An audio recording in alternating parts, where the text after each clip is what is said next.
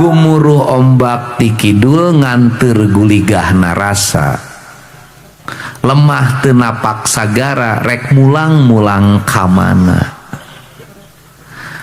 Lamun geus alam paburantak poek mongkleng buta rajun gelap bongblang di mamana, pasti urang manggih katugenahan diri. Kunaon tu genah saha nu teu genah harita, nu teu gunah teh hiji pamimpin guligah ku kaayaan wargana nu robah nu owah, rageg anjing diburuan, muru tulang panyesaan. Saha nu rageg? Rakyat.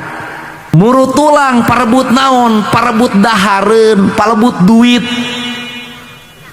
Duit nu mana? Dahareun sesa duit leutik. Daging dibawa ku deungeun, naon hartina?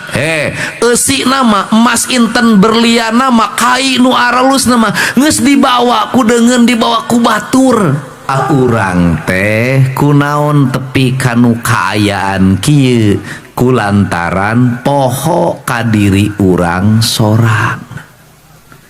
Jadi pendidikan nu sajati pikeun rakyat Sunda ayeuna pendidikan mulangkeun barudak ka alam kabarudakanana.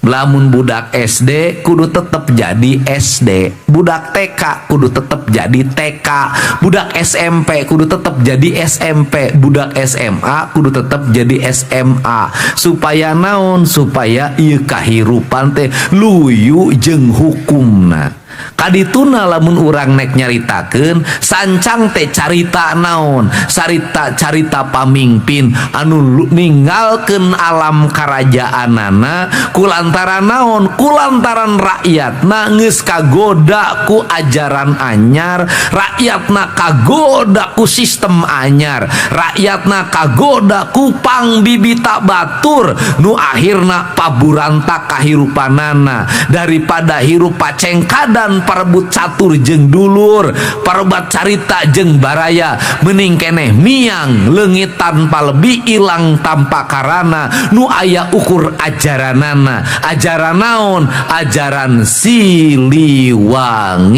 Ajaran naon? Silih asa, silih asi, silih gitu. Ngarti meureun?